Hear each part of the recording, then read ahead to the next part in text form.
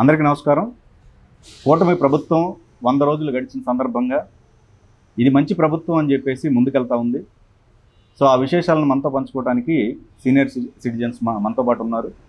వాళ్ళని అడిగి అసలు ప్రభుత్వం ఇప్పటివరకు చేసిన ఇంప్లిమెంట్స్ ఏవైతే ఉన్నాయో ఆ విశేషాలు తెలుసుకునే ప్రయత్నం చేద్దాం. నమస్కారం అండి. నమస్తే అండి. నమస్కారం. సో 100 రోజులు పూర్తయింది కూటమి ప్రభుత్వం. ఒకసారి ఒక చిన్న కంపారిజన్ చేద్దాం.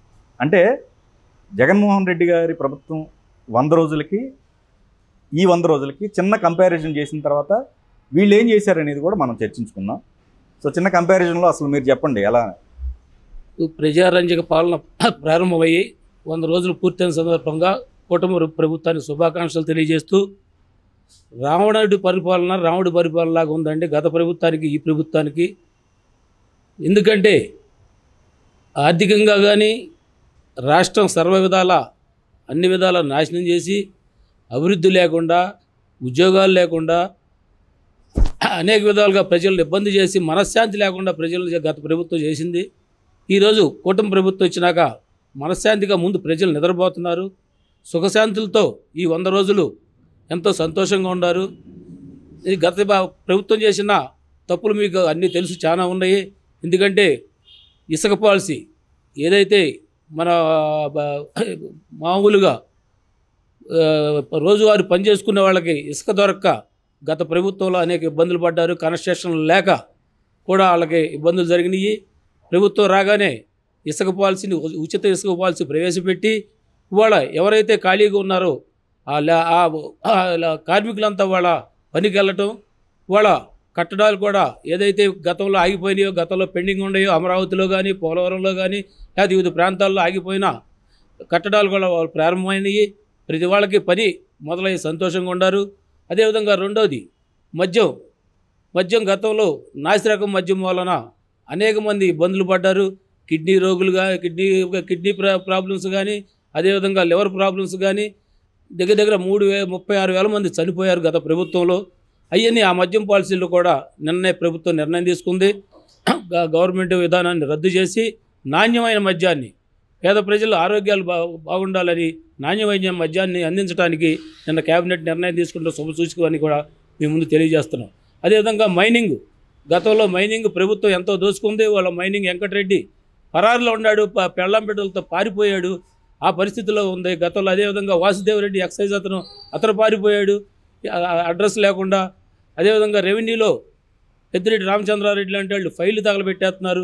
ఇవన్నీ ఎన్నో విధాలుగా వాళ్ళందరినీ శిక్ష పడే విధంగా అన్ని ఎంక్వైరీ చేస్తున్నారు. ఈ ప్రభుత్వం అన్ని విధాల 100 రోజుల పరిపాలనలో 100 సమస్యలు తీర్చి వాళ్ళ ప్రజారంజక పరిపాలన కొనసాగిస్తుంది. ఈ ఆశీస్సులు ఈ ప్రభుత్వానికి ఉండాలని, మా అందరి ఆశీస్సులు కూడా ఈ ప్రభుత్వం 10 కాలాల పాటు పరిపాలించాలని కోరుకుంటున్నాను. సో ఒక రకంగా చూసినట్టయితే ఈ 100 రోజుల్లో ప్రతిరోజు ఒకటి వేసుకున్నా కానీ 100 రోజులకు ఒక్కొక్కటి ఉన్నట్టుగా కనపడుతుంది. ఇప్పుడు ఇసుక దగ్గర నుంచి తీసుకోండి, ప్రతిదీ అన్నీ కూడా పాత బకాయిలు కావచ్చు. ఎలా ఉంది, ఎలా అనిపిస్తుంది మీకు? ప్రధానంగా మీరు అడిగిన దానికి మొదట నేను చెప్పదలుచుకునేది ఏంటంటే, గత ప్రభుత్వానికి చంద్రబాబు గారి ప్రభుత్వానికి ఉన్న కూటమి ప్రభుత్వానికి ఉన్న తేడా కంపారిజన్లో నియంతృత్వానికి, దోచుకోవటానికి, దాచుకోవటానికి, ప్రజా సంక్షేమానికి, రాష్ట్ర అభివృద్ధికి ఉన్నంత ఎంత వ్యత్యాసం ఉందో అంత వ్యత్యాసం ఉందండి. ఓకే, దీనికి ప్రధాన ఉదాహరణ ఏంటంటే, అంతకుముందు ప్రభుత్వ శాఖల్లో జీవోలు కూడా హైడ్ చేసిన ఏ జీవో కూడా ఓపెన్ లేదు. కోర్టు తీర్పిచ్చి జీవోలు ఏది హైడ్ చేయొద్దని చెప్పినా కూడా జీవోలు ఏది అప్లోడ్ చేయలేదు గవర్నమెంట్ వెబ్సైట్. ఇవాళ ఇంక్లూడింగ్ మంత్రివర్గ సమావేశాన్ని కూడా లైవ్లో టెలికాస్ట్ చేసి అందరికీ ఏం జరుగుతుందని ప్రజలకు తెలియజేసి అంత ఓపెన్నెస్గా ప్రజలకు తెలిసేటట్టు క్లీన్గా గవర్నమెంట్ అనేది ఇస్తున్నారు. అది ప్రధాన తేడా అండి. ఓకే, సో ఇవాళ ప్రజలకి ప్రభుత్వం ఏం చేస్తుందనేది స్పష్టంగా తెలుసండి. ఎక్కడ హైడ్ అండ్ సీక్ అనేది లేదు. ఈ 100 రోజుల్లో ఏమనిపిస్తుంది సార్? ఈ 100 రోజుల్లో అదే దాని మార్పుకి ఏంటంటే అండి, నిన్నటి వరకు టీఆర్పీ రేటింగ్ల కోసం ఇవాళ ఏ అమానుషం జరిగింది, ఏ హత్య జరిగింది, లేకపోతే ఏ దోపిడీ జరిగింది అనే న్యూస్ల కాడి నుంచి మెల్లమెల్లగా ప్రజలు నా ఉపాధి, రాష్ట్ర ఉపాధి, రాష్ట్ర అభివృద్ధితో పాటు ఇవాళ నాకెక్కడ అవకాశం ఉంది, నేను ఎక్కడ సంపాదించుకోగలను, నా కుటుంబం, నా పిల్లల విద్య, వీటి గురించి ఆలోచించే స్థితికి తీసుకొచ్చారండి 100 రోజుల్లో. ఇది మైండ్ సెట్లో పాజిటివ్ యాటిట్యూడ్ అనేది దాంట్లో హ్యాపీనెస్ ఇండెక్స్ అని బాబు గారు ఎప్పుడో చెప్తుండే, ప్రజలు సుఖ సంతోషాలతో ఉంటేనే ఇది. దీనికి ఇంకో ఉదాహరణ చెప్పాలంటే ఈ 100 రోజుల్లో జరిగిన దానికి ప్రభుత్వ ఉద్యోగస్తులు ఎంత నిర్లిప్తగా ఉన్నారు, పనిచేయని విధానం ఎంత, లేజినెస్ అనేది ఎంతలా పాతుకుపోయిందనే దానికి స్వయానా ముఖ్యమంత్రి గారే బుడమేరు వరదలు వస్తే 10 రోజులు నీళ్లల్లోనే ఉండి అర్ధరాత్రి అపరాత్రి లేకుండా ఉంటే కానీ దాదాపు 40 మంది ఎమ్మెల్యేలు 10 మంది మినిస్టర్ల కర్రకట్ట కాపలా కాసుకోవాల్సిన పరిస్థితి రాష్ట్రంలో ఉంది అంటే అది ఎంత దిగజాడు గత ప్రభుత్వం ఎంత దిగజారుడుతనంగా వ్యవహరించింది, ఇప్పుడు కూడా ఎలా వ్యవహరిస్తుంది. గండ్లు కొట్టడం, పడవలను వదిలిపెట్టి బ్యారేజ్ ఎప్పుడో ప్రకాశం పంతులు గారు కూర్చుండి, ఆ రోజు ప్రకాశం పంతులు గారు బ్యారేజ్ గట్టు మీద కూర్చుని ప్రకాశం బ్యారేజ్ని కాపాడారు. అదే చంద్రబాబు గారు ఇవాళ అదే బురదల్లో నిలబడి ఆ ప్రకాశం బ్యారేజ్ని కాపాడకపోతే అదే పడవకి అంశలది వెళ్ళిపోయేదండి ఆ ప్రకాశం బ్యారేజ్. అంత వ్యత్యాసం ఉందండి. ఇవాళ దాదాపు బుడమేరు అనేది మా ప్రాంతం కాబట్టి, కృష్ణా జిల్లా, మేము కైకలూరు ప్రాంతంలో కాబట్టి మాకు అవగాహన ఉంది.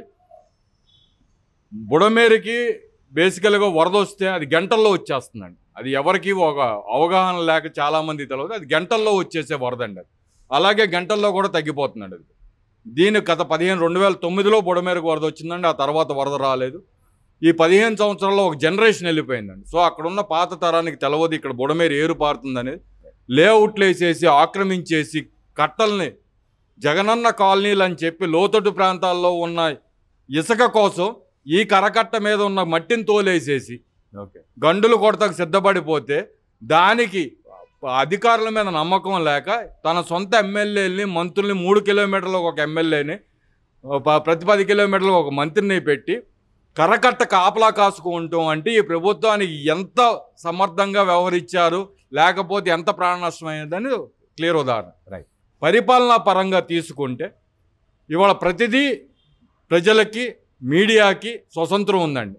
ఏదైనా మీరు బహిర్గతంగా చెప్పవచ్చని మీడియా వారికి కూడా ప్రశ్నించే హక్కు గత ప్రభుత్వంలో ప్రశ్నించే హక్కు లేదండి. ఇవాళ ప్రశ్నించే హక్కు ప్రతి పౌరుడి కాడి నుంచి మీడియా వరకు వచ్చింది. 2 ప్రతిదీ ఓపెన్నెస్ అండి. పాత బకాయిలను తీర్చడం కాకుండా అభివృద్ధి బాటలోకి ఇంత పెద్ద వరద వచ్చినా 10 రోజుల్లో దాని నియంత్రణ ఇచ్చి ఇప్పటి వరకు దేశంలో ఎవరికి వరద బాధితులకు అందనంత సహాయం అందించి లోటు బడ్జెట్లో ఉన్న రాష్ట్రాన్ని గత 3 వారాలుగా రూపాయి అప్పు ఆర్బీఐకి వెళ్లకుండా ఇంతకంటే సమర్థుడు ఈ దేశం కానీ ప్రపంచంలో కానీ చూడమండి. ఇంతకంటే చెప్పగలిగింది ఇంకోటి లేదండి. ఓకే. అంటే మీరు అన్నారు అంటే ఏది అప్పుకి వెళ్లకుండా, ఏది మనం ఆర్బీఐకి అప్పుకి వెళ్లకుండా చేసుకుంటా వెళ్ళిపోయారు గత 3 వారాలుగా. మీరు చూసుకుంటే అంతకుముందు గత సంవత్సరన్నరగా తీసుకుంటే ప్రతి మంగళవారం ఏపీ ప్రభుత్వం అప్పులకు వెళ్ళిందండి. అది బహిర్గతం. అది రైట్. 2000 కోట్లు కావచ్చు, 1000 కోట్లు కావచ్చు, 4000 కోట్లు కావచ్చు. ఈ ఆర్థిక సంవత్సరంలో కేంద్ర ప్రభుత్వం ఆంధ్రప్రదేశ్ ప్రభుత్వానికి ఇచ్చింది 43,000 కోట్లు, 48,000 కోట్లు శాంక్షన్ చేసిందండి అప్పుల కింద మీరు తీసుకోవచ్చు అని చెప్పి. వైసీపీ ప్రభుత్వం అంటే ఈయన అధికారంలో రావడానికి జూన్ 4వ తారీఖు ఈయన అధికారంలోకి వచ్చారండి. అంతకు ముందు వరకే 28,000 కోట్లు ఆల్రెడీ అప్పు కింద తీసేసుకుందండి. యూజువల్గా ఏప్రిల్ మేలో సెంట్రల్ గవర్నమెంట్ గ్రాంట్స్ వస్తే అసలు అప్పులకు వెళ్ళే సమస్య రాదండి. అటువంటి టైంలో కూడా 28,000 కోట్లు అప్పులు చేసేసింది.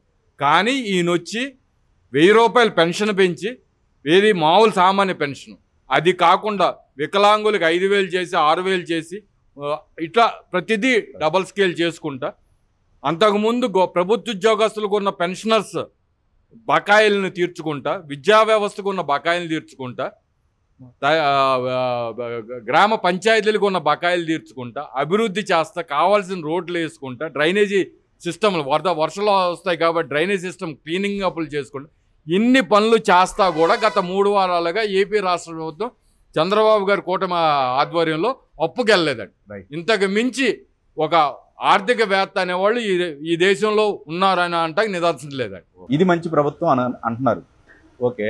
మరి ఒక పక్కన అమ్మఒడి ఇంకా వేయలేదని చెప్పేసి ర్యాగింగ్ చేస్తున్నారు. అదే విద్యాదీవన పథకం మార్చారు కదా, విద్యాదీవన. అవునండి. ఇప్పుడు మన ముఖ్యమంత్రి చంద్రబాబు నాయుడు గారు 40 సంవత్సరాల బట్టి సీఎంగా ఉండి అంత సీనియర్ ప్రజానాయకుడు ఇంతవరకు ఇండియాలో లేడు.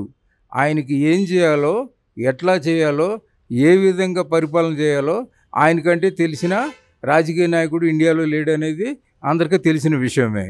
ఇప్పుడు అమ్మఒడి లేట్ అయిందంటే ఆయన తప్పుడు ప్రామిస్ చేసి దాన్ని ఎగబడటానికి కానీ ప్రామిస్ని బ్రేక్ చేసే మనిషి కాదు. ఆయన ఎలా చేయాలో, ఎప్పుడు చేయాలో ఆలోచించి తప్పకుండా ఆయన ఈ ప్రామిస్ చేసినట్టుగా అమ్మఒడి పథకం కంపల్సరీగా సక్సెస్ఫుల్ చేస్తాడని ప్రజలందరికీ నమ్మకం ఉంది. ప్రజలు ఎవరు ఎదురు తిరుగుతులా, కేవలం ఈ వైసీపీ కార్యకర్తలు మాత్రమే ఈ క్రిటిసిజం చేస్తున్నారు. ఆయన తప్పకుండా అమ్మఒడి ఇంట్లో ఎంతమందికి ఇస్తానని ఆయన ప్రామిస్ చేశారో ఆయనకి తప్పకుండా ఆ టైంకి అడ్జస్ట్ చేసి దాన్ని సాఫల్యం చేస్తారనేది నమ్మకం మట్టుకి ప్రజలందరికీ ఉన్నది. ఎలా ఉంది ఈ 100 రోజుల పరిపాలన, ఎలా అనిపిస్తుంది మీకు? ఈ 100 రోజుల పరిపాలనలో ఇంతకు ముందుకి ఈ రోజుకి ఎవరికైనా సరే క్లియర్గా కనపడేది ఏంటంటే, ఇంతకు ముందు ఉన్నది కేవలం కక్షపూరిత రాజకీయాలు, ఇప్పుడున్నది డెవలప్మెంటు, ప్రజా శ్రేయస్సు కోరిన రాజకీయాలు. ఈ రెండిటి మన డిఫరెన్స్ ఎవరికైనా కూడా చూసినట్లయితే కనపడుతుంది. ఇది మన రాష్ట్రంలోని ప్రజలకే కాదు, ఇండియా మొత్తం తెలుస్తుంది ఇది. ఫర్ ఎగ్జాంపుల్, ఒక బొంబాయి హీరోయిన్ అంతకుముందు ఎన్ని బాధలు అనుభవించిందో ఎవరికి చెప్పుకోలేని పరిస్థితుల్లో ఆంధ్రప్రదేశ్లో ఉన్న ఒక్క మనిషికి కూడా తెలియని ఒక స్కాండల్ ఈ ప్రభుత్వం మారగానే ఎట్లా బయటకు వచ్చింది, దాన్ని బయటకు వచ్చి దాన్ని సాల్వ్ చేశారు, దాని ప్రోగ్రెస్ కనబడుతుంది. దాన్ని బట్టి పాత ప్రభుత్వానికి ఈ ప్రభుత్వానికి ఉన్న తేడా ఈజీగా మనకు అర్థమైపోతుంది. Okay okay. అట్లాగే పలు విషయాల్లో పాత ప్రభుత్వానికి ఈ ప్రభుత్వానికి ఆలోచన గల ప్రజలకి తేడా అనేది ఈజీగా గమనించగలరు. అమ్మఒడిది అంటే ఇప్పుడు పేరు మార్చారండి, విద్యా దీవెన. విద్యా దీవెన, అమ్మఒడి రెండింటికి తేడా. రైట్. 2019 సంవత్సరం మే 19వ తారీఖున వైసీపీ ప్రభుత్వం వచ్చిందండి. 2019లో అమ్మఒడి ఇచ్చారండి. విమర్శించేవాళ్ళు 2019లో జగన్ అనే వ్యక్తి అమ్మఒడి పథకం అమలు చేశాడా, చేయలేదు. ఇది స్పష్టం. 2020 నుంచి అమలు చేశాడు. మళ్ళీ 2024లో ఎందుకు ఇవ్వలేదండి? తన ప్రభుత్వం కదా ఉంది. విద్యా సంవత్సరం స్టార్ట్ అయింది జూన్ 12వ తారీఖుకి, ఈ ప్రభుత్వం ఏర్పడే జూన్ 4వ తారీఖుకి. అటువంటిప్పుడు రాగానే అమ్మఒడి ఎలా ఇస్తారు? అమలు చేయాల్సిన కార్యక్రమం ఎవరిది? నువ్వు ఇవ్వాల్సిన డబ్బులు కూడా నువ్వు ఎందుకు ఏప్రిల్లో రిలీజ్ చేసి ఎందుకు ఇవ్వలేదు? సో విమర్శ నేను ఏదైనా చేయొచ్చండి. వచ్చే ఆ విద్యా సంవత్సరానికి తప్పకుండా తెలుగుదేశం కూటమి ప్రభుత్వం అనేది ఆ విద్యా దీవెన పథకాన్ని తప్పకుండా అమలు చేస్తున్నారు. దీనికి ఇంకో చక్కటి ఉదాహరణ చెప్తానండి. చంద్రబాబు గారు ఆడపిల్లలందరికీ సైకిళ్ళు ఇవ్వాలని చెప్పి సైకిళ్ళు కొని పెడితే అవి ఒక్కళ్ళకు కూడా పంచిపెట్టకుండా జగన్ ప్రభుత్వం ఆపితే, అదే స్కూల్ యూనిఫామ్లు ఆల్రెడీ వచ్చేసినాయి అని తెలుగుదేశం కూటమి ప్రభుత్వం ఇవాళ అయ్యే ఏమీ కలర్లు మార్చకుండా అయ్యే పంపిణీ చేసిందండి. 2 చిక్కీల మీద బొమ్మలు వేసుకుని డబ్బులు వసూలు చేసుకున్న ప్రభుత్వం ఎక్కడ? నాణ్యమైన భోజనం ఉపాధిగా బోధించడానికే పనికిరావాలి తప్పించి టాయిలెట్లు ఫోటోలకు కాదని సెక్రటేరియట్లకు అప్పచెప్పిన ప్రభుత్వానికి చాలా తేడా ఉంది, వ్యత్యాసం ఉంది. అలాగే ఇవాళ నారా లోకేష్ గారు విద్యాశాఖ మంత్రి అయిన తర్వాత డిఎస్సి 16,000 డిఎస్సి పోస్టులు ఏదైతే టీచర్ పోస్టులు ఉన్నాయో అది భర్తీ చేయడానికి నోటిఫికేషన్ ఇచ్చారు ఆల్రెడీ. అంతకుముందు జగన్ ప్రభుత్వం విలీనం అనే పేరుతో దాదాపు 3 కిలోమీటర్ల మధ్యలో ఉన్న స్కూల్స్ అన్నిటినీ తీసేసి 2023-24 విద్యా సంవత్సరంలో number of students in the government schools ratio దాదాపు 1,00,000 మంది తగ్గారండి. అది మీరు కావాల్సింటే డైరెక్ట్ డేటా ఉంది, డైరెక్ట్ డేటాలో చూసుకోవచ్చండి. ఇవాళ మళ్ళా తిరిగి విద్యాశాఖ మంత్రి గారు తన ఎఫర్ట్స్ వచ్చే సంవత్సరానికి మనకి ఎక్కడ డ్రాప్ అవుట్స్ ఉండకూడదు, పెరగాలి. అట్లాగే ఉత్తీర్ణత శాతం అంతకుముందు మనకి తెలుగుదేశం ప్రభుత్వం 2014-19 ఉన్నప్పుడు 91% ఉత్తీర్ణత శాతం ఉంటే ఈయన ప్రభుత్వంలో 69-70% పడిపోయింది. అది మళ్ళీ తిరిగి పెంచాలండి. విద్యా నాణ్యత విద్యా దీవెనతో పాటు విద్యా నాణ్యత పెంచడం కూడా ఈ ప్రభుత్వ లక్ష్యం అండి. దానికి తగ్గ స్టడీ చేస్తున్నారు కాబట్టి కొంచెం ఆలస్యం అవుతుంది. అది వచ్చే విద్యా సంవత్సరం అండి. ఈ ప్రభుత్వం ఈ విద్యా సంవత్సరంలో జూన్ 4న వచ్చినా వాళ్ళు అమలు చేయగలిగేది మాత్రం 2025-26 విద్యా సంవత్సరానికి ఈ ప్రభుత్వం అమలు చేయకపోతే ప్రశ్నించాల్సిన హక్కు మనందరికీ ఉందండి. మీ అభిప్రాయం చెప్పండి. 100 రోజుల పరిపాలన ఎలా ఉంది? 100 రోజుల పరిపాలన బాబు గారు వచ్చినాక ఇంకా అందరికి సుఖశాంతులతో అందరూ హ్యాపీగా ఉన్నారు. ఇప్పుడు అసలు మద్యం పాలసీ తీసుకొచ్చేసి అంతా గవర్నమెంట్ టీచర్స్ ఇచ్చేసి వాళ్ళని ఎడ్యుకేటెడ్ వాళ్ళందరినీ చేశాడు. వాళ్ళ సొంత డబ్బులతో కూడా ఒక గూగుల్ పేలు ఈ పేటిఎంలు వచ్చిన వ్యవస్థల్లో కూడా దాన్ని కూడా నాశనం చేసి క్యాష్ క్యారెంటీ చేసుకుని వాళ్ళకి జేబుల్లో నమ్ముకున్నారా కానీ మద్యం పాలసీని నాశనం చేసి పెట్టారు. చీప్ క్వాలిటీ భూము ఇవన్నీ తెప్పించేసి చీప్ క్వాలిటీ తెచ్చేసి అందరూ ఆరోగ్యాలు చెడగొట్టేసి ఇప్పుడు ప్రతి ఒక్కడు అందరికీ డయాలసిస్కి వెళ్ళిపోయారు. తాగే వాళ్ళందరూ లేబర్ అంతా ఇప్పుడు పని చేసుకునే కూలి సాయంత్రం తాగే వాళ్ళందరికీ ఈ ప్రాబ్లమ్స్ బాగా ఇదైపోయారు. ఇప్పుడు వచ్చినాక ఇప్పుడు బాబు గారు నిన్న మాట్లాడారు ఒక పాలసీ మీద ఒక 99 రూపీస్కి మంచి క్వాలిటీ ఇస్తున్నామని. ఇప్పుడు తాగే వాళ్ళు అందరికీ హ్యాపీగా ఉంటారు. అది పాలసీని కరెక్ట్గా చేయాలి కదా. వాళ్ళ ఇష్టం జేబులు వేసుకోవడానికి పాలసీ అంతకుముందు ఉన్న వాళ్ళని తీసేసి కొత్త వాళ్ళని తీసుకొచ్చేసాడు వాళ్ళు ఎవరెవరు దీంట్లోకి. అది దానికని అసలు మద్యం పాలసీని మొత్తం రద్దు చేసేసి వాళ్ళ జేబులు నింపుకోకుండా గవర్నమెంట్కి చేసే పాలసీకి వచ్చేట్టుగా ప్లాన్ చేశారు. అదే ఈ లోన్లు తీసేసుకుని వాళ్ళ దగ్గర గవర్నమెంట్ వాడు ఇష్టం వచ్చినట్టుగా చేసేటప్పుడు పాలసీకి ఇది అయిపోయింది. ఎలా ఉందంటే మీకు అంటే ఇప్పుడు కొన్ని ఇప్పుడు ఇసుక పాలసీ కావచ్చు, తర్వాత రివర్స్ టెండరింగ్ రద్దు కావచ్చు, ఇట్లా రకరకాల నిర్ణయాలు తీసుకున్నారు కదా, ఎలా అనిపిస్తుంది మీకు? ఇప్పుడు అంతకుముందు ఇసుక పాలసీ కానీ పోలవరం రివర్స్ ఫండ్ అన్నాడు. ఒక ఏమి చేయలేకపోయాడు. 100 కోట్లు కూడా ఖర్చు కూడా చేయలేకపోయాడు దాంట్లో. అసలు అంత ఇదిగా మేఘా కృష్ణారెడ్డి గారిని వాళ్ళకి ఇచ్చేసి ఇప్పుడు ఆల్రెడీ నవయోగ వాళ్ళు చేసే వాళ్ళని కంటిన్యూ చేసినట్టు సరిపోయింది. వాళ్ళకి సెంట్రల్ గవర్నమెంట్ ఇచ్చే ఫండ్ కూడా వీళ్ళు కూడా దాన్ని డబ్బులు వచ్చి డైవర్షన్ చేసేసారు. మన డబ్బులు కూడా వీళ్ళంతా నాశనం చేసి వ్యవస్థనంతా నాశనం చేసి వెళ్ళిపెట్టారు. అందుకని ఇప్పుడు ఈ బాబు గారు ఇచ్చినాక శుభ్రంగా అందరికీ ప్రశాంతంగా ఉండారు. ఓకే. ఈ ప్రభుత్వం వచ్చినాక బాగుండదు. చంద్రబాబు నాయుడు కానీ లోకేష్ కానీ మంచి యాక్షన్ తీసుకుంటున్నారు. ఏమి నచ్చింది ఈ 100 రోజులు? అసలు ఏమి నచ్చింది మీకు? ఈ పింఛని కానీ ముసలోళ్ళకి పింఛని కానీ, ఈ పెన్షన్ కానీ, ఈ వికలాంగులకు కానీ, ఈ ఇసుక అమలు చేయటం కానీ, ఈ వైన్ షాప్ అమలు చేయటం కానీ, ఈ వైసీపీ గోండాలు పరారు కావటం కానీ, ఇంకోటి ఏమంటే వాళ్ళు పరారు కావటం బాగుంది మీకు. వాళ్ళు ముఖ్యమో ఈ రెడ్డి బుక్ ఓపెన్ చేసి మా చిత్తూరు జిల్లాలో వైసీపీ నాయకులు 3 ఉన్నారు. ఎవరున్నారు? చెవిరెడ్డి, పెదరెడ్డి గారు, రామచంద్రారెడ్డి, విధిన్ రెడ్డి. వీళ్ళ ముగ్గురిని రెడ్డి బుక్ ఓపెన్ చేసి వీళ్ళ కానీ మా జిల్లా నుండి వదిలి పారిపోయేది చేస్తే మా జిల్లా ఎంతో నిద్రపోతుంది. వాళ్ళు ఎంతో కలకాలంగా నిద్రపోయి మంచి పనులు చేసుకుంటారు. రౌడీజం వచ్చి మేమంతా పరారైపోయి 356 మంది మీద కేసు పెట్టి, లేని పోయిన మీద కేసు పెట్టి, పిల్లలు పాపలు వదిలి చిత్తూరు సబ్ జైల్లో ఉండి వాళ్ళు ఆలోపించి వాళ్ళ కర్మన్న వీళ్ళకి తగిలి ఈ మన ఎమ్మడే మన లోకేష్ బాబు, చంద్రబాబు నాయుడు వాళ్ళకి 2 జైలు ఎత్తి మొక్కుతున్నారు. దయచేసి ఈ ముగ్గురిని మా జిల్లా వదిలిపోయేట్టుగా చేస్తే మా కుటుంబం మేము అందరం రుణపడి ఉంటామని మీకు ఆశిస్తున్నాం సార్. ఓకే. చాలా సఫర్ అయ్యారు అయితే. ఓకే. ఎలా అనిపిస్తుంది సార్ మీకు? మీ పేరండి? నా పేరు రమేష్ అండి. రమేష్ గారు, ఇప్పుడు 100 రోజులు పూర్తయిన సందర్భంగా ఎలా అనిపిస్తుంది మీకు గవర్నమెంట్? ఇంతకుముందు పరిపాలన కంటే ప్రజెంట్ చంద్రబాబు నాయుడు వచ్చిన తర్వాత చాలా బాగుంది. ఒకే ఒక రీజన్ ఏంటంటే అంతకుముందు జగన్ రెడ్డి 2014లో చంద్రబాబు నాయుడు వచ్చి అన్నా క్యాంటీన్లు పెట్టాడు. మళ్ళీ జగన్ రెడ్డి వచ్చి 2019లో అన్నా క్యాంటీన్లు ఎత్తేసేసాడు. ఇప్పుడు 2024లో మళ్ళీ ఈ రోజుకి 100 సిటీస్లో ఏదైనా కానీ 100 క్యాంటీన్లు ఓపెన్ చేశారు. అన్న క్యాంటీన్ పెంచుతున్నారు. అవును, మళ్ళీ అవును. ఇప్పుడు పేదలకి కొంతమంది వాళ్ళు విమర్శిస్తున్నారు, కొంతమంది 300 మందికే పెడుతున్నారు, 400 మందికే పెడుతున్నారని. ఎంతమందికి పెట్టినా కానీ 5 రూపాయల భోజనం అనేది దేశంలో ఎక్కడా లేదు. మంచి భోజనం పెడుతున్నారు.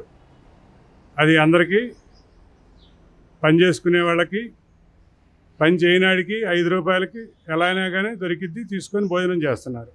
అది మంచి ఉపయోగమే. అది ఎంతమందికే పెడుతున్నారని విమర్శిస్తున్నారు, కానీ పెట్టిన దానికి ఎంత పెట్టినా కానీ అది లాభమే కొంతమందికి. అలానే ఇసుకే ఇంతకుముందు చాలా ఎక్కువ రేటు ఉండేది. ప్రజెంట్ ఇసుక తక్కువ రేటుకి పడిపోతుంది.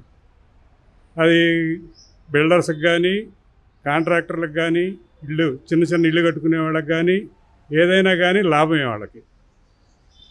ఇంతకుముందుతో పోల్చుకుంటే దాదాపు 1000-1500 రూపాయలు తేడా వస్తుంది. అది అడ్వాంటేజే కానీ చంద్రబాబు నాయుడు వచ్చి అది ఒకటి మంచి పని చేశాడు, నేను అది అనుకుంటున్నాను. ఓకే. మంచి పరిపాలన ఇస్తున్నాడని నేను అనుకుంటున్నాను. వరదలప్పుడు కూడా బాగానే చేశాడు ఇది మొన్న విజయవాడ వరదలకి ఆ, అనమాట, నేను అనుకుంటున్నాను. వరదలప్పుడు కూడా బాగానే ఉంది, బాగానే ఉంది, బాగానే చేశాడు.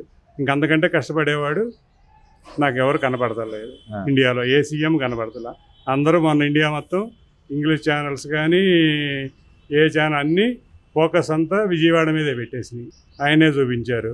బాగుంటేనే చూపించేది, బాగుండకపోతే చూపించరు. రైట్.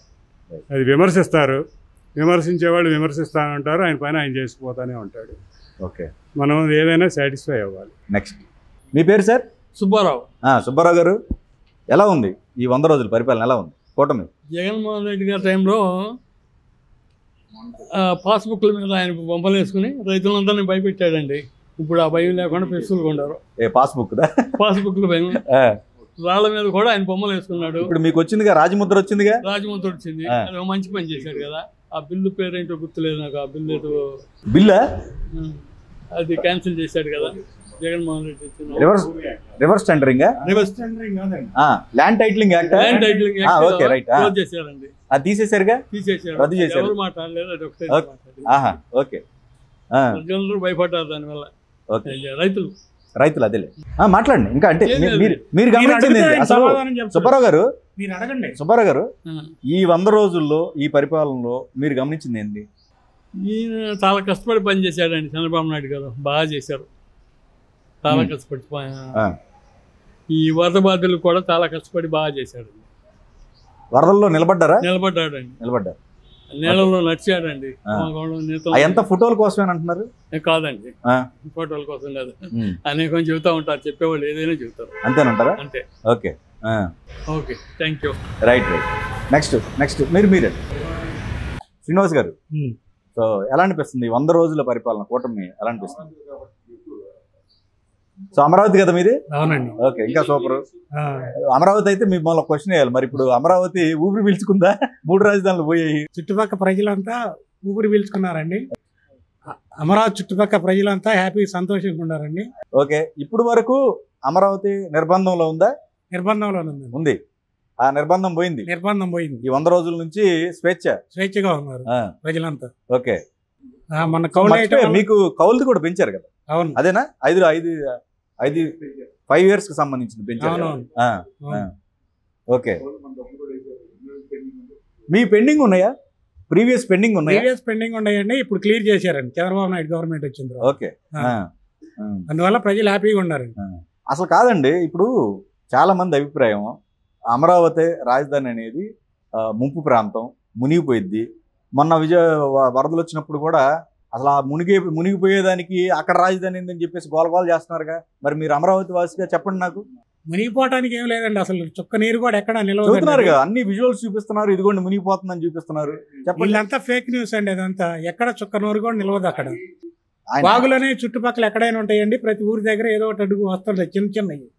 మా రాజధానిలో వచ్చేసరికి ఒక్క నీరు కూడా, చుక్క నీరు కూడా నిలవదు ఎక్కడ. ఇదంతా ఫేక్ న్యూస్ ప్రచారం చేస్తున్నారు వైసీపీ గవర్నమెంట్. ఓకే. అచ్చా, ఫేక్ న్యూస్ అయితే అంతేనండి, వాస్తవం కాదండి. అమరావతిలో హ్యాపీగా ఉన్నారండి అందరంతా. ప్రజెంట్ అంతకుముందు అంతా ఇబ్బంది పడ్డారు.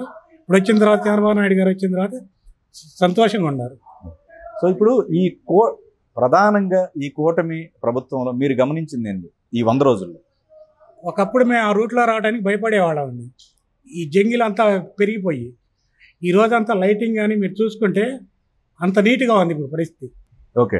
పగలు వచ్చినట్టు ఉందండి నైట్ టైంలో కూడా. ఓకే. ఒకప్పుడు లైట్లు ఉండేవి కాదండి, అసలు ఏమి ఉండేవి కాదు. నెక్స్ట్ మెగా డిఎస్సి పైన మీ అభిప్రాయం ఏంటంటే? ఇప్పుడు వీళ్ళు ఏం చెప్తున్నారంటే ఆల్మోస్ట్ 16,437 ఉపాధ్యాయ పోస్టుల భర్తీని చేపడుతున్నాం. మెగా డిఎస్సి ప్రారంభమైంది. తెలుగుదేశం ప్రభుత్వ హయాంలో ప్రారంభించబడింది ఎన్టీ రామారావు గారి టైంలో. ఇప్పటి వరకు ప్రభుత్వం రాగానే తొలి సంతకం మెగా డిఎస్సి మీద చంద్రబాబు నాయుడు గారు పెడతా ఉన్నారు. సంతకం పెట్టడం 16,000 పోస్టులకి నోటిఫికేషన్ ఇవ్వడం కూడా జరిగింది. ఇప్పటి వరకు తెలుగుదేశం ప్రభుత్వంలో 2,30,000 దాకా టీచర్ పోస్టులు కానీ ఇతర పోస్టులు కానీ మెగా డిఎస్సి ద్వారా భర్తీ చేయడం జరిగింది. ఇది నిరంతరం ఎప్పుడైతే ఈ 5 సంవత్సరాలు 20 లక్షల ఉద్యోగాలు ఇస్తానన్నారు, ప్రతి సంవత్సరం 4 లక్షలు, 20 లక్షలు ఫుల్ఫిల్ చేయటం గ్యారంటీ. బాబు గారి మీద నమ్మకం ఉంది. ఆ విధంగా అభివృద్ధి దిశలో పయనం చేస్తాను. ఓకే. ఇదే విధంగా వాళ్ళ సోలార్ పవర్ కానీ, విండ్ పవర్ కానీ అవకాశాలు అందిపుచ్చుకుని, హైడ్రో పవర్ కానీ అందిపుచ్చుకుని దాంట్లో 7.5 లక్షల ఉద్యోగాలను సృష్టించడం కూడా ప్రయత్నాలు జరుగుతున్నాయి.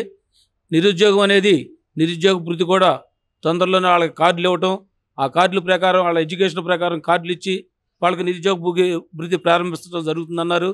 అదేవిధంగా అనేక పథకాలు ఒకే రోజులో అవ్వవు, కొన్ని గంటల్లో అవుతాయి, కొన్ని రోజుల్లో అవుతాయి, కొన్ని నెలల్లో అవుతాయి. ప్రతి సమస్యకి ఒక పరిష్కారం ఉంటుంది. ఆ పరిష్కారం చూపిస్తానన్నట్టు చంద్రబాబు నాయుడు గారు చెప్పడం జరిగింది. ఈ లా అండ్ ఆర్డర్ పైన మీ అభిప్రాయం ఏంటండి? లా అండ్ ఆర్డర్ అనేది గత ప్రభుత్వంలో ఏ విధంగా జరిగిందో మీ అందరికీ తెలిసిన విషయమే. ఎందుకంటే రోజు ఎక్కడో చాట మర్డర్లు, మానభంగాలు, రౌడీయిజం, గత ప్రభుత్వం లా అండ్ ఆర్డర్ అనేది లేకుండా పోయింది. ఎందుకంటే 3 IPSలు సస్పెండ్ అవటమే దానికి నిదర్శనం. లా అండ్ ఆర్డర్ ఎంత వ్యక్తిగతంగా, పర్సనల్గా స్వార్థం కోసం వాడుకుని, స్వార్థ ప్రయోజనాల కోసం లా అండరు దేశ చరిత్రలోనే 3 IPSలు సస్పెండ్ అవటం అంటే మామూలు విషయం కాదు. ఈ ప్రభుత్వం కూడా కఠిన నిర్ణయం తీసుకుంది. ఎందుకంటే ఇక ముందు తరాలకి ఇలాంటి అధికారులు కానీ, ఇలాంటి ఆఫీసర్లు కానీ ఇంకో జనరేషన్లో ఉండకూడదు అనే ఉద్దేశంతో వీళ్ళకి ఎక్కడ చెక్ పాయింట్ పెట్టాలనే ఉద్దేశంతో అన్నిటి మీద ఎంక్వైరీ పెట్టింది. అటు మద్యం మీద కానీ, అటు ఇది మైన్స్ మీద కానీ, మిగిలిన వివిధ ఏదైతే నిన్నగాక మొన్న సాక్షి పత్రిక ఇచ్చిన ప్రకటనల గురించి కానీ ఇవన్నీ కూడా ఎంక్వైరీ పెట్టడం జరిగింది. ప్రతి వాడికి అన్నీ ఎంక్వైరీ చేసి ఎక్కడ తప్పు జరిగితే అక్కడ శిక్ష వేయడానికి కూడా, యాక్షన్ తీసుకుంటానికి కూడా ప్రభుత్వం సిద్ధంగా ఉంది.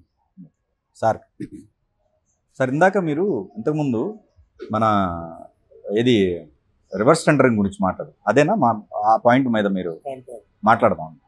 ఇప్పుడు రివర్స్ టెండరింగ్ తీసుకుంటే ఎంత అపహాస్యం అంటేనండి, రివర్స్గా రాష్ట్రాన్ని వెనక పంపించాడండి. అదైతే సక్సెస్ఫుల్ అయ్యాడు. కానీ ఆయన చెప్పిన దాంట్లోనే, జగన్ రెడ్డి ప్రభుత్వంలో ఆయన చెప్పిన విధానంలోనే ప్రతి 100 కోట్లు టెండర్కి కోర్టు జడ్జితో ఆయన అప్రూవల్ అయితేనే అది శాంక్షన్ చేస్తామని చెప్పారండి. ఒక్క టెండర్లో అయినా వాళ్ళు న్యాయపరమైన ఆ అనుమతి హైకోర్టు జడ్జి నుంచి తీసుకున్నారా అనేది సూటి ప్రశ్న. ఒక్కదానికన్నా వైసీపీలో చేసిన మంత్రులు కానీ, వైసీపీ సపోర్టర్స్ కానీ, జగన్ రెడ్డి కానీ, మేము పలానాది 100 కోట్లు మించి టెండర్కి వెళ్ళాము, ఇది న్యాయవాది మాకు అనుమతి ఇచ్చారు అని మీరు చెప్పిన హామీని మీరు తూచా తప్పకుండా అమలు చేశారా? ఇక్కడే వాళ్ళ క్లియర్గా ఏంటంటే, ప్రచారం చేసుకుంటాకి సాక్షిలో ప్రభుత్వ డబ్బుని సాక్షికి మళ్లించుకొని వాళ్ళ సొంత కంపెనీని బాగు చేసుకుంటాకి వాడుకున్నారు తప్పించి, రివర్స్గా రాష్ట్ర ఖజానాని సొంత ఖజానానికి ఉపయోగపడింది తప్పించి రాష్ట్రానికి ఉపయోగపడింది అంటూ ఏమీ లేదు. ఇప్పుడు దానికి ప్రత్యేక ఉదాహరణ ఏంటంటే, పవర్ ప్రాజెక్ట్స్కి ఉన్న PPAలు కాంట్రాక్ట్ 20 ఏళ్ళ కాంట్రాక్టు రివర్స్ టెండరింగ్ అని చెప్పి క్యాన్సిల్ చేసి దానికి గత 3 సంవత్సరాలుగా ట్రూ అప్ ఛార్జెస్ అని చెప్పి డబల్ ఛార్జెస్ని వసూలు చేయటమే దానికి ప్రత్యేక ఉదాహరణ అండి. ఈ ఉద్యోగస్తులకి మరి 1వ తారీఖు జీతాలు అందటం ఇట్లాంటివి చెప్తున్నారు.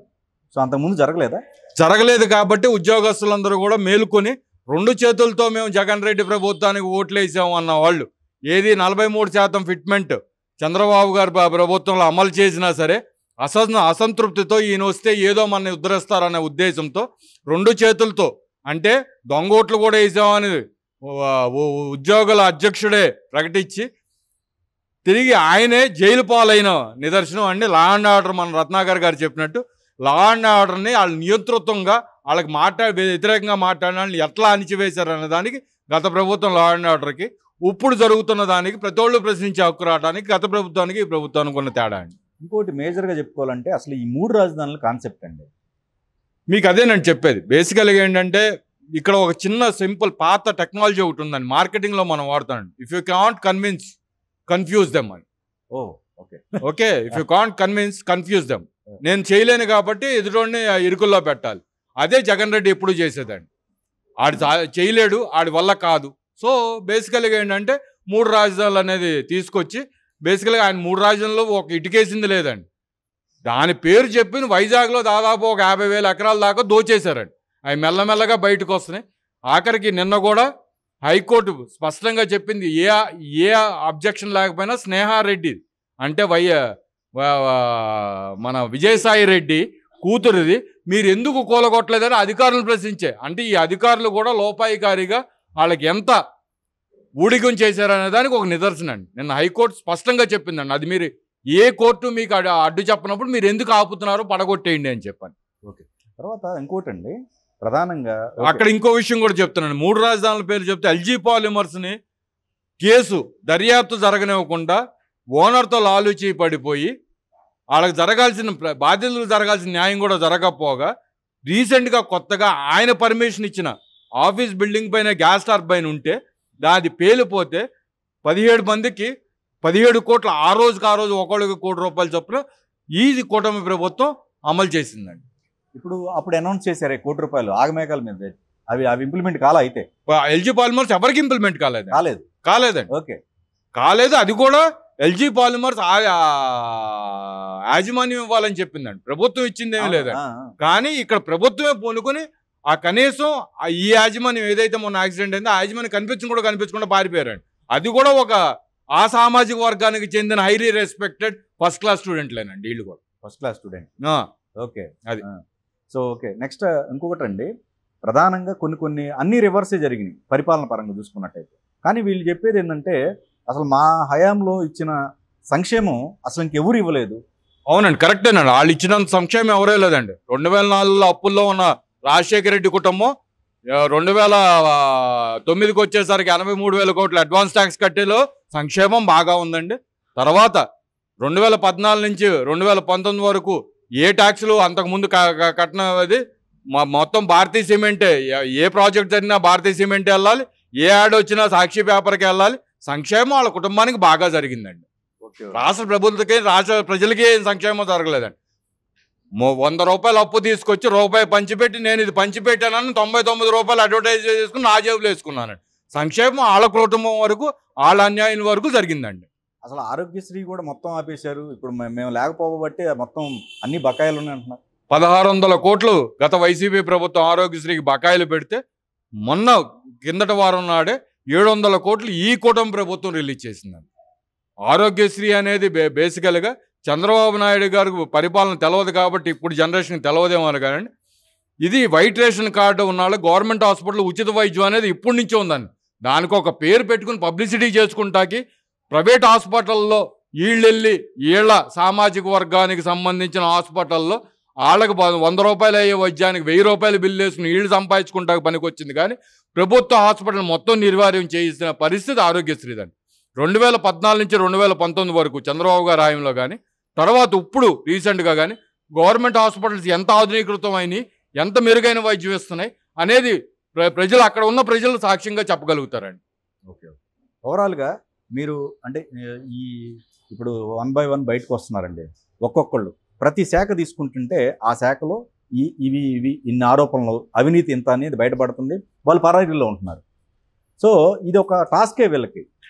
మీరు గమనించుంటే పొలిటికల్ సినారియోని గమనించుంటే మీకు ఆరోగ్యశ్రీ కానీ ఫీ రియంబర్స్మెంట్ కానీ ఇవన్నీ ప్రభుత్వ ప్రజలకు చెప్పే సంక్షేమ పథకాలు.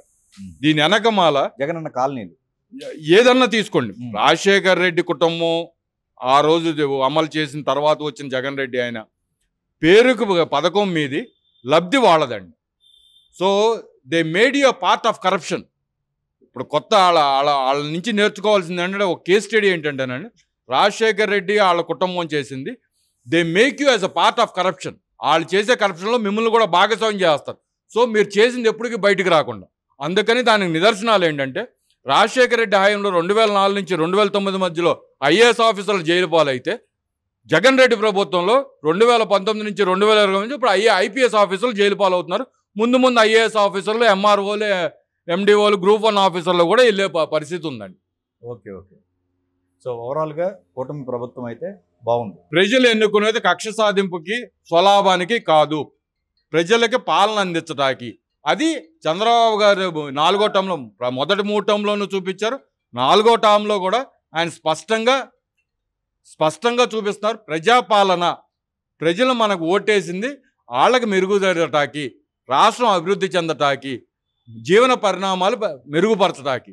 దానికి తగ్గట్టుగానే అప్పుడు ఐటీ చేసినా, గవర్నమెంట్ రెవెన్యూస్ పెంచినా, గవర్నమెంట్ రెవెన్యూ పెరుగుతుందని కానీ కొన్ని లక్షల మంది బిలో మిడిల్ క్లాస్ ఫ్యామిలీస్కి, above middle class families, rich families ఇవాళ ఐటీ సెక్టర్లో మన హైదరాబాద్లో పెరిగిన వాతావరణం చూసాం. అలాగే వివిధ ఆటోమొబైల్ సంస్థల ద్వారా, కియా సంస్థల, పెనుకొండ అనే ప్రాంతంలో ఎకరం ₹1,00,00,000 ఎవరో జీవితకాలంలో ఊహించుంటారు. అటువంటి అంత వాల్యుయేషన్ పెరిగినా, అంతమందికి ఉపాధి అవకాశాలు పెరిగినా, రెంటలు పెరిగినా, ఒక ఉద్యోగ అవకాశం వచ్చిందంటే 6 సైమల్టేనియస్ ఇండస్ట్రీస్ పెరుగుతాయండి. సో 6 సమాంతర వ్యవస్థ పెరుగుతుంది. రియల్ ఎస్టేట్ అవ్వచ్చు అండి, సూపర్ మార్కెట్లు అవ్వచ్చు, హోటల్స్ అవ్వచ్చు, హాస్పిటల్స్ అవ్వచ్చు, ఇట్లా రకరకాల ఇండస్ట్రీలు, రకరకాల మందికి ఉద్యోగాలు, ఉపాధి అవకాశాలు దొరుకుతాయి. చంద్రబాబు గారు చేసేది ఉపాధి అవకాశాలు క్రియేట్ చేస్తారు.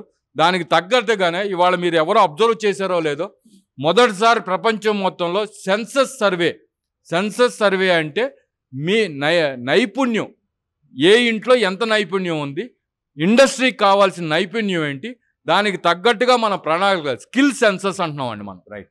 ఆ స్కిల్ సెన్సస్ని చేస్తున్న మొదటి ప్రభుత్వం ఈ కూటమి ప్రభుత్వం అండి. దానివల్ల భవిష్యత్తులో యువతకి ఏ గంజాయి, బూమ్ వీర్ల నుంచి మన టాలెంట్ ఏముంది, దానికి తగ్గ అవకాశాలు ఏమున్నాయని ప్రభుత్వమే కల్పించి వాళ్ళకి అవకాశాలు కల్పించడానికి మార్గం సుగమం చేస్తుంది ఈ ప్రభుత్వం అనేది. మనందరం సమర్థిస్తే ఇటువంటివన్నీ అందరం సంతోషంగా ఉండి అందరం నలుగురితో పాటు మనం పెరగడానికి అవకాశం కల్పిస్తుందండి ప్రభుత్వం. అయితే ఒకటండి, ఇక్కడ ఎలక్షన్ అప్పుడు ఈ కూటమి క్రియేట్ అయినప్పుడు గెలుపు కోసం ఒకటయ్యారు జనసేన కావచ్చు, బీజేపీ కావచ్చు, టీడీపీ. సో గెలుపు తర్వాత కూడా అందరూ ఏది చిన్న చిన్న వస్తుంటాయి ఆ మనస్పర్ధలు అనేవి, అవి కూడా లేకుండా బాగా చేసుకుంటూ వెళ్తున్నారా? అసలు మనస్పర్ధలు లేవండి. ఎందుకంటే మీడియా అనేది బేసికల్గా మీడియా కానీ ప్రజలు కానీ ఇవాళ గాసిప్ అనే దానికి ఉన్న క్యూరియాసిటీ నిజానికి లేదండి. రైట్. ఇవాళ ఏ ఫ్యాక్ట్స్ తెలుసుకుందాం అనే ఓపిక ఎవరికి లేదండి. కాసేపు గాసిప్ మాట్లాడుకునే ఎంటర్టైన్మెంట్ అండి. సో ఏంటంటే చేసుకునే పనిలో ఎంటర్టైన్మెంట్ కావాలి కాబట్టి ఆ గాసిప్స్ అంతే కానీ శుభ్రంగా మొత్తం 3 బీజేపీ, జనసేన, తెలుగుదేశం 3 నాయకులు కింద స్థాయి కేడర్ వరకు అందరూ కలిసి సమన్వయంగా వాళ్ళకి ఏం కావాలి అనేది వాళ్ళకి స్పష్టంగా ఉంది. వాళ్ళు ప్రజలకు ఏమి ఇవ్వాలనేది కూడా స్పష్టతతో అందరూ కలిసి పనిచేసుకున్నారు. దానికి ఉదాహరణ ఏంటంటే సెంట్రల్ గవర్నమెంట్ నుంచి మనకు వచ్చిన శాంక్షన్స్ దాన్ని ఏ విధంగా అమలు జరుగుతున్నాయి అనేది క్లియర్గా మనకు గ్రౌండ్ లెవెల్లో ప్రత్యక్షంగా ప్రజలకు కనిపిస్తున్నాయండి. Thank you so much. Thank you so much. Thank you so much. Thank you so much for your